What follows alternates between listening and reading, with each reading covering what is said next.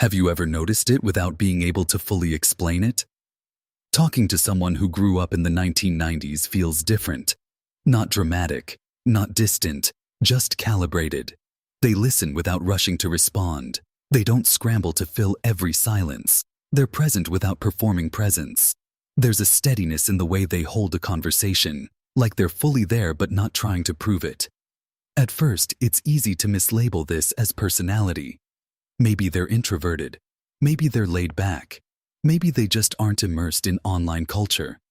But that explanation doesn't quite land, because this difference isn't about temperament.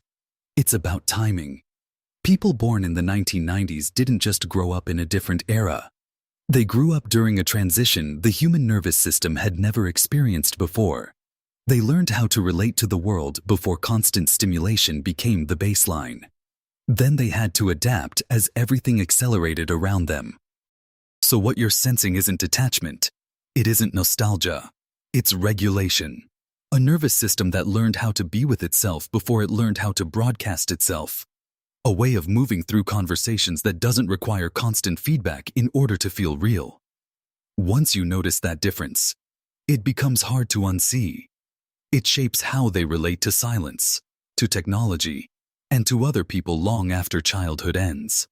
People born in the 1990s occupy a psychological position that no generation before or after fully understands. They aren't purely analog. They aren't entirely digital. They grew up in the narrow space between the two.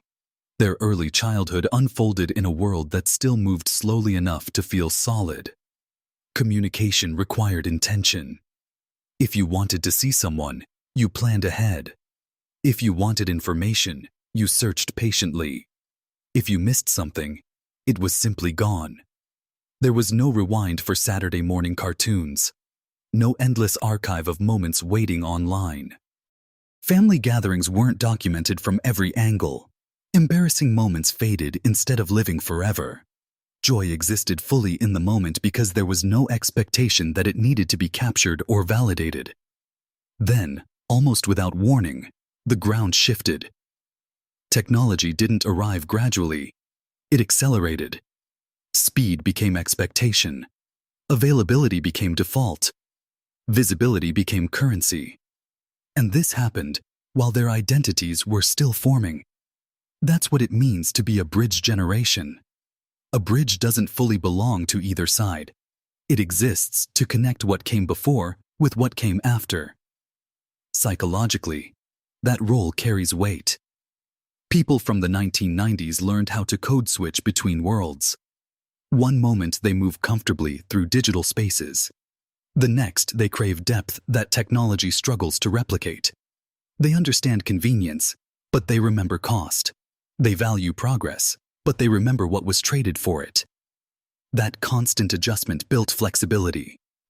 It also built tension. They are fluent in two environments that operate by different rules. Living in between shapes how they use technology, how they experience time, and how they attach to people. To understand them, you have to understand that they were never meant to choose a side. They were shaped to carry both.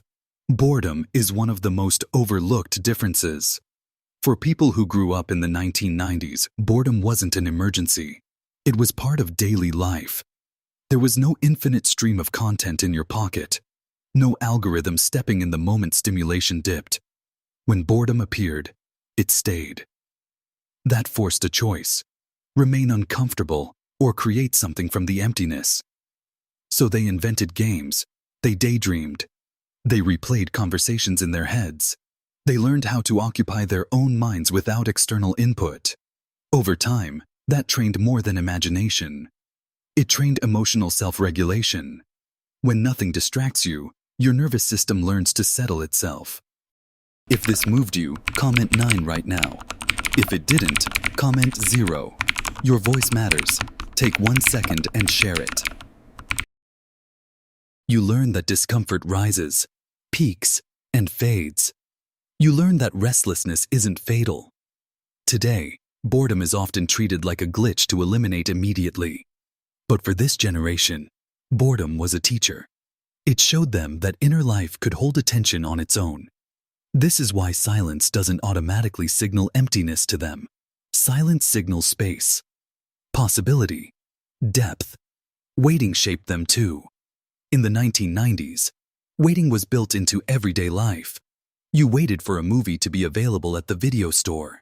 You waited for your favorite song to come on the radio. You saved allowance for weeks to buy a single CD. Desire did not equal immediate fulfillment. Time sat in between. Psychologically, delayed gratification isn't just about patience. It's about trust. Trust that wanting something doesn't require instant satisfaction. Trust that anticipation deepens experience rather than destroying it. That lesson carries forward. People shaped this way often approach goals differently. They tolerate the middle phase where progress feels slow and invisible. In relationships, they don't rush intensity just to feel secure. They allow bonds to form gradually, without constant reassurance. This doesn't mean they care less. It means urgency doesn't drive them. Contrast that with a culture built on immediacy, where delay can feel like rejection. For those raised earlier, waiting never meant loss. It meant process. They also remember when communication had boundaries. When calling someone meant speaking to whoever answered the house phone. When being unreachable for a few hours was normal. When privacy wasn't a setting you toggled, but a default you lived inside. Then those rules dissolved. Messages became instant. Read receipts added pressure. Silence started to feel suspicious. Sharing shifted from optional to expected. They were old enough to remember what was lost, but young enough to adapt to what replaced it. That dual awareness created a subtle psychological tension. On one side, they carry memory of slowness and unobserved moments. On the other, they function inside systems that reward speed and constant response. This is why many people from the 1990s feel uneasy with exposure. Not because they reject technology, but because they remember a time when life didn't require an audience to feel complete. They understand connection. They also understand the cost of fragmentation. One of the most misunderstood traits of this group is their comfort with silence. From the outside, it can look like distance, a pause before responding, a lack of urgency. But this isn't emotional absence. It's emotional fluency. They learned silence before they learned stimulation. Silence wasn't something to fix. You could sit in the same room without speaking and still feel connected. At the same time, they became fluent in digital communication. They understand tone in texts. They navigate platforms with ease. They aren't behind. They're bilingual. They can move between depth and speed, between presence and performance. They know constant communication doesn't equal closeness. For many people today, silence triggers anxiety. It feels like rejection. For those shaped earlier, silence is neutral, sometimes grounding. Adaptability is often praised as strength. And for people born in the 1990s, it truly is. They learned to adjust as the world changed speed and structure. But adaptability carries a hidden cost. When you grow up learning to handle things on your own, you also learn to minimize your needs. You become skilled at self-regulation, but less practiced at asking for help. You absorb discomfort quietly. Over time, resilience becomes visible, but strain remains hidden. Many from this generation are labeled calm, low maintenance, unbothered. But that perception can overlook how much they carry internally. Because they adapted early, they rarely announce when something feels heavy. They recalibrate instead. There's also the cost of living between worlds. Being fluent in two environments can mean fully belonging to neither. They understand modern pace yet feel subtly out of rhythm with it. They remember depth while operating in systems that reward speed. This creates a quiet displacement, not disconnection, complexity. And sometimes that complexity feels like aging faster than your years. Not because they grew up too quickly, but because they witnessed a world disappear while they were still learning how to belong in it. They remember when life moved at a human pace. when attention wasn't constantly fragmented, when privacy didn't require management. Then within a single lifetime, those rules dissolved. That kind of transition leaves a psychological imprint. It creates maturity without bitterness, awareness without cynicism, groundedness with fatigue. Feeling older than your age isn't a flaw.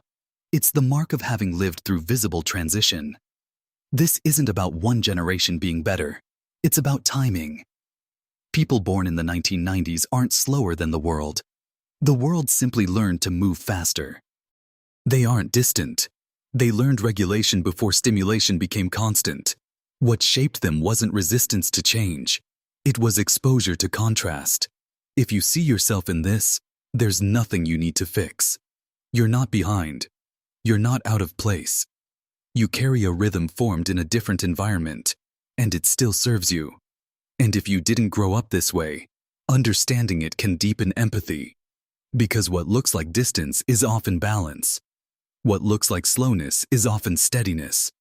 If this resonated, like, share, and subscribe for more reflections on generational psychology and modern life.